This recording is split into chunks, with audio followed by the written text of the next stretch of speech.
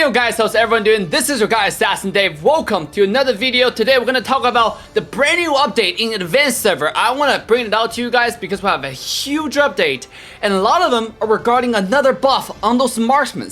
I don't know what developer trying to do, but the Marksman Go lane is going to be the definite meta.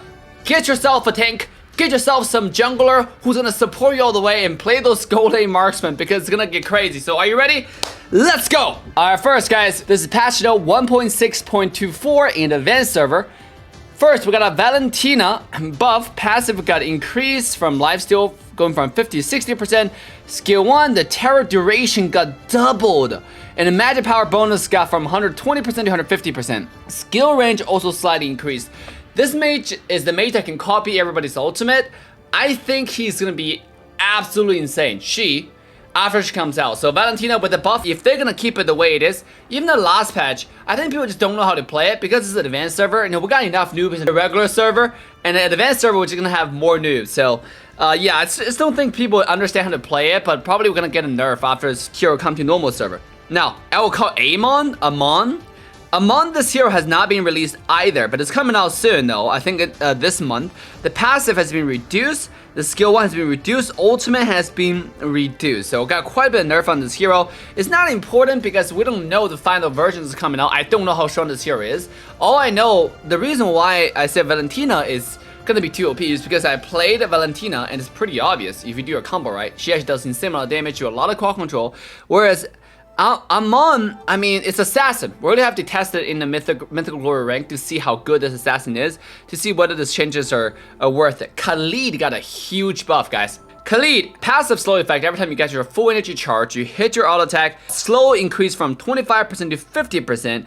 Energy charging speed during skill 1 and ultimate increase. So basically, when you spin, you can do pop, enhanced auto attack. Or your ultimate probably give you another enhanced auto attack. So you probably do spin, auto attack, or passive auto attack when you're running, and then spin, auto attack, and ultimate auto attack to get like 3 enhanced auto attack in one combo there. Skill 1, the force swing time greatly reduced, so you can do pop auto attack, right? So it's pretty good. Base damage has been decreased by a little bit, but it doesn't matter. Damage increase per cast though has been increased, so if you continuously land those skill 1s, you're good to go. So that's something that's gonna be really exciting. Now, damage to minions has been increased as well, so you can actually farm a lot faster. The ultimate got a little nerf. The first attack damage decreased by a little bit, but you don't really use Kali's ultimate for damage, right? You mainly use the skill 1 for damage. Nobody knows Kali's ultimate as a damage tool, right? Use that as a quad control tool. So I think Kali's is gonna be awesome in lane now. Definitely looking forward to play Kali after this hero comes out. Bane got a huge buff on the mage build. We're handling magic build Banes, the appropriate skill 1 they have been missing. As a result, Bane's role has been changed to fighter/mage. Goddamn. Skill 1, new effect. Enemies hit are slowed by 10 plus 10% magic power percentage for 1 second. That is 10% at 0 magic power and 60% at 500 magic power. That's pretty decent. 500 magic power is I would say pretty hard to obtain, so interesting. Skill 2, HP regeneration effect has been adjusted, I would say. It's not really buffed or nerfed. Alright, Barat's got a nerf. Attributes, the base defense got reduced by 5 points, which is about 25% nerf, which is quite decent actually.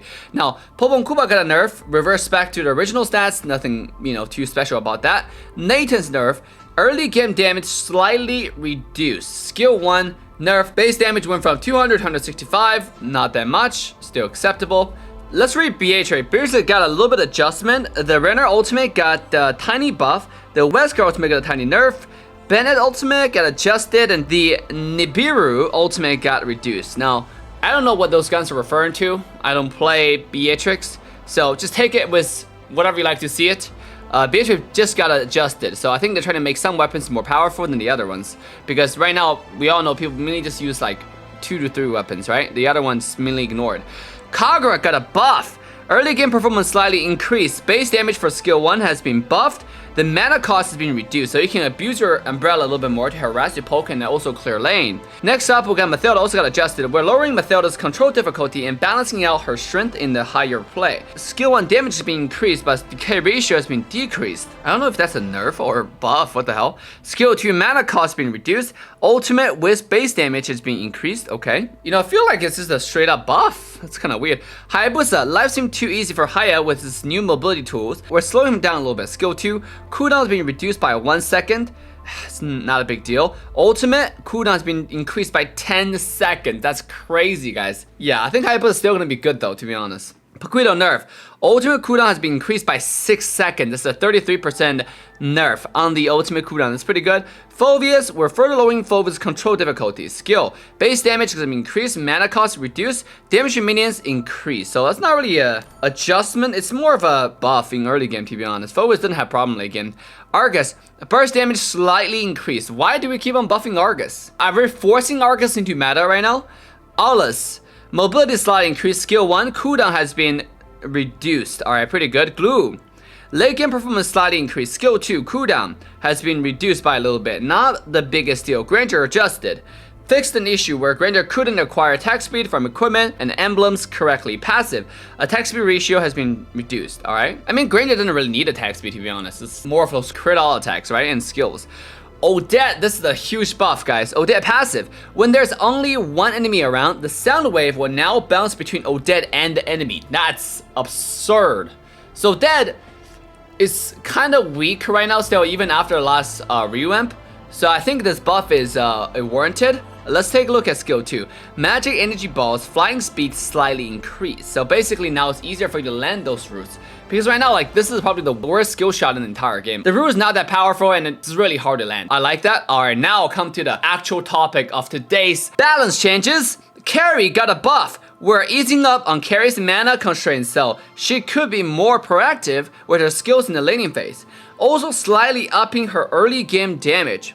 So skill 1, mana cost reduced, ultimate mana cost reduced, a light wolf's damage ratio, the passive, has been increased by another 5%. That is insane. I mean, Carrie is gonna be good, to be honest, because Carrie already have quite a bit of mobility. This is probably where you take out Phobias to go against Carrie, because Carrie jumps very frequently. Carrie is gonna be really strong. Bruno's able to infuse even more power into his mecha-leg, so skill 1 damage has been increased one more time in the late game. So from 270 to 320, it's quite a bit of increase.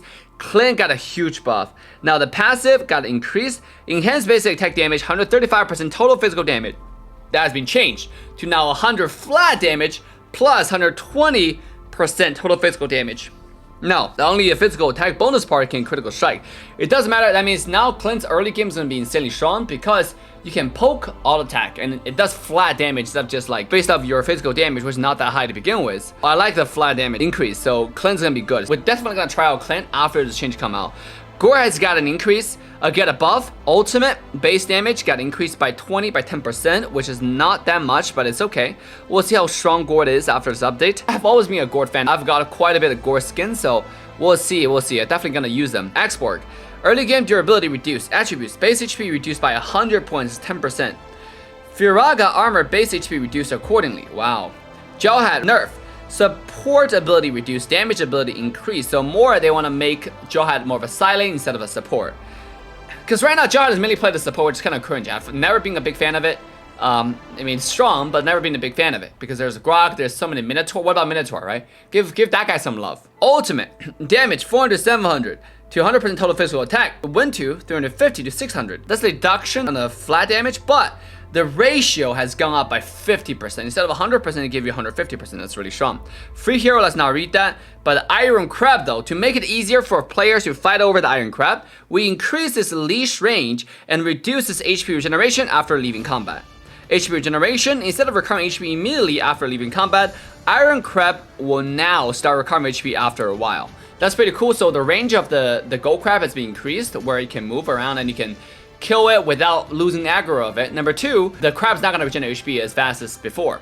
I mean, I think right now it's still not that fast to begin with, so it's gonna be even slower, so you can get the crab for sure. I like this patch notes, guys, especially the Marksman changes. I look forward to trying them, because right now I'm slowly but surely become a Marksman Dave. just because how fun it is on the gold lane. What do you guys think, guys? Leave a comment down below. With that, Ascendant Dave signing off. Like, subscribe, turn the bell on. We'll see you guys next time. Bye for now. Just for the thrill of it, nothing counterfeit with you, just the thrill of it.